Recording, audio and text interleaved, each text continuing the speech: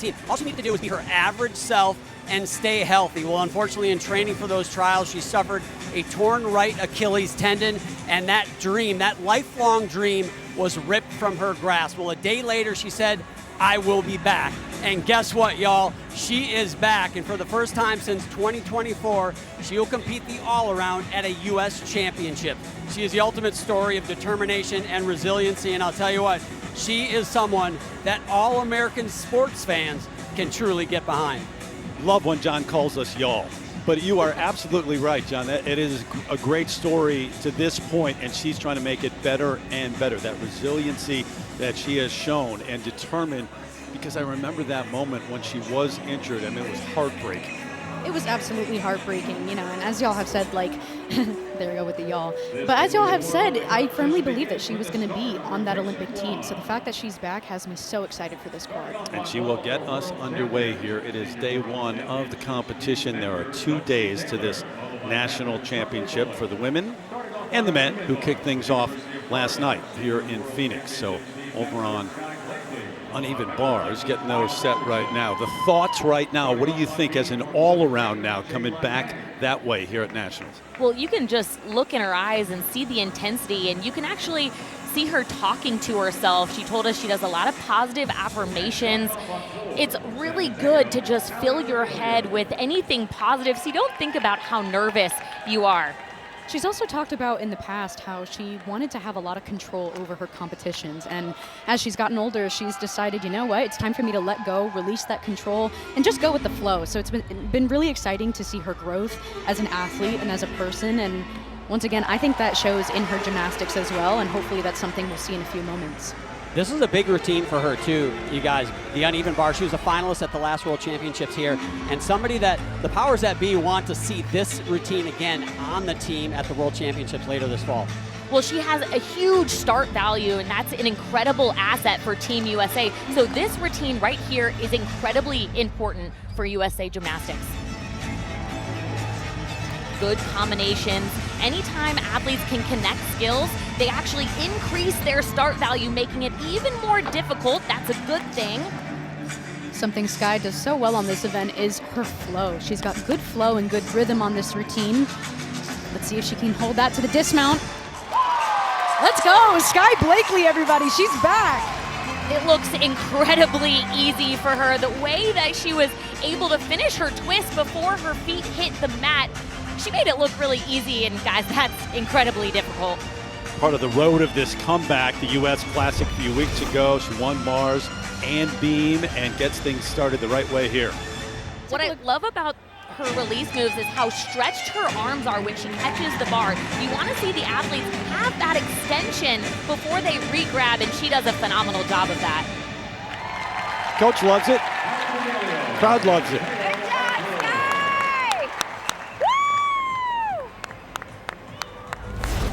See what the judges think in a little bit as we kick things off here in Phoenix. He is average for Jade Carey. She certainly can increase that score. Over to balance beam, and Skye Blakely getting set. Between bars and beam, these are Skye's two strongest events out of the four. Yeah, in comparison to the rest of the world, our difficulty on this event right here, balance beam, is actually on the weaker side. So Skye Blakely, not only can she be an incredible asset on the uneven bars, but right here is where Team USA would utilize her on any team she's on, especially for big skills like this right here, standing tuck pull. Wow. Sorry guys, that was a wow for me. That was a wow. No, I said it with you in my head. All of her skills, this one is incredibly tough as well. For handspring front tuck, she lands really high on the beam, not quite as patient, absorbing the beam on the landings there, showing a little bit of nerves. Yeah, a lot of these wobbles, I really do think they're nerves, because we watched her practice and nail a lot of these, but it's also a testament to her difficulty.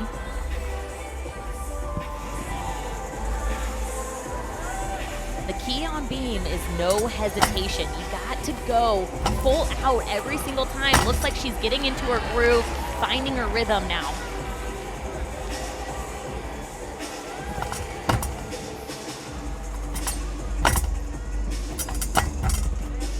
great job finishing. Won't get the initial connection of that front aerial into the jump.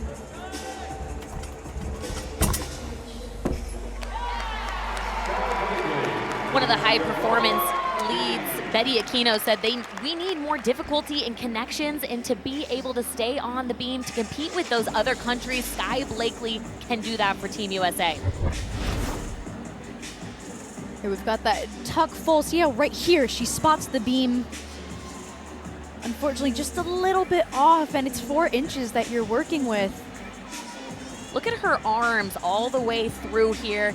You can see her left arm actually crosses to the right side of her body. Your arms are like a steering wheel, so it's very important that both of your arms are on equal opposite sides of the beam to keep your balance steady. Right, with that, your arms have to be utilized. A lot of times I think gymnasts tend to forget or misplace them, and that's something that typically Skye does very well. Part of the process, though, for her, working her way back towards the Olympics this time, and certainly really important here at the National Championships.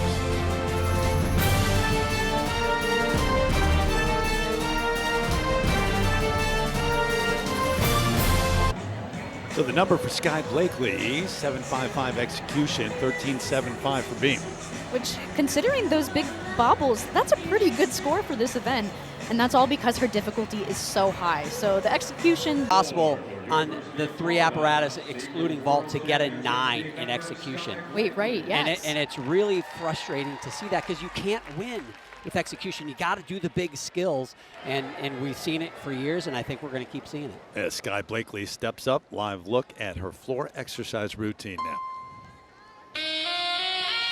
First time at a U.S. championship since 2024. We talked about that Achilles tear at the Olympic trials in 2024. This is a big moment for her. Yeah, big moment, John, because she changed her floor routine to do all front tumbling passes. She said it's a lot easier on her feet. When you tumble backwards, there's a lot more torque, and it's a lot more high impact on your body, so she's making it a little bit easier for herself there. This is her first time experimenting with it. It's definitely for her.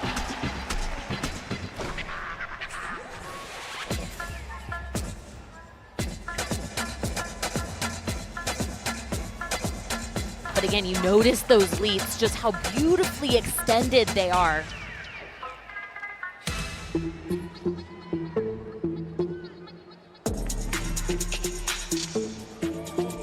She's been competing this floor routine all year long with her NCAA team, the Florida Gators, and it's always been a fierce routine for her. You can see that in her movements as well. Of course, artistry being such an important part of the floor routines now.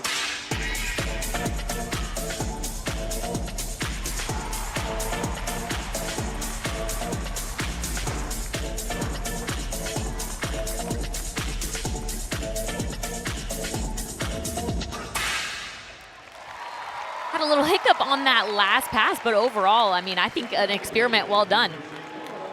It's really incredible to do all tumbling passes going forward. That's not everyone's cup of tea. However, we know that on beam, she does that for handspring front tuck. She's very comfortable with those front landings, oftentimes blind landings.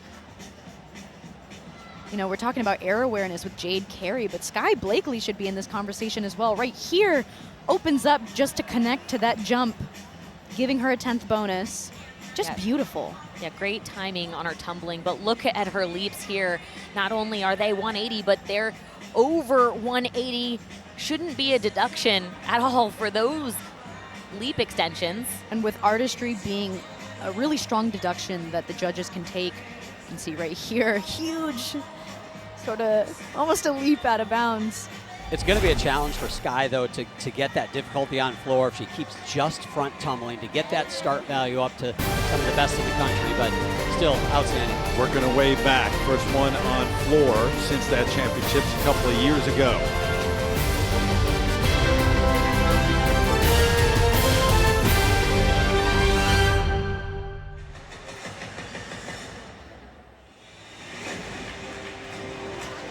Rotation 3 continues here in Phoenix. Jade Carey with the lead until that number just came in there. Skye Blakely taking the lead. We do have other gymnasts still in this rotation, but 13.45 the number.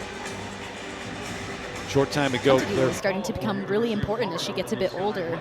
And yet here she is with some monster difficulty on her best events. Yeah. Over to vault now. In third, heading into this final rotation, is Skye Blakely. And I think the key for her here is she's going to get big air. She's got a big vault. Back in 2024, she had that Chung vault that we've been talking about, and it was tremendous. Big reason why she was virtually a lock for that team. She's not going to do it here, but she gets big air, and the key for her is how can she control that landing? If you're talking about can she move up into the top spot, it's got to be a clean landing, maybe even a perfect landing. She will start from a 14.8. So that's the perfect score. Should she do the vault perfect, won't get that, but she's really going to have to push that 14 number if she wants to try to move ahead of Claire, especially Claire, because beam going to be a higher scoring event for her than it will be on floor for Charlie. Yeah, John, we're talking a lot about this Chung vault. Why is it important?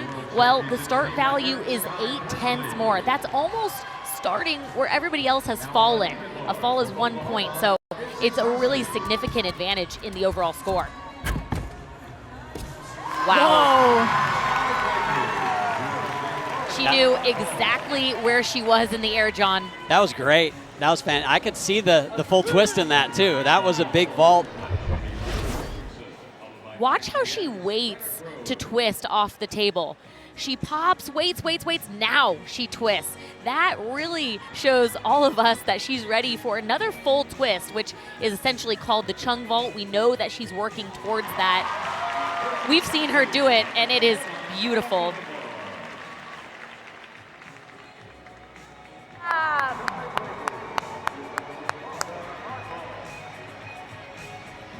Coach loves it. The two-time U.S. vault silver medalist, Skye Blakely, with that effort here in the final rotation of day one. Training for this championships at Florida with Owen Field and Jenny Rowland. All right, we wait for Claire Peace, who's right in contention here with one event left. And it will be on beam. Blakely with a 14.2. That's the number. So moves into the lead right now in the all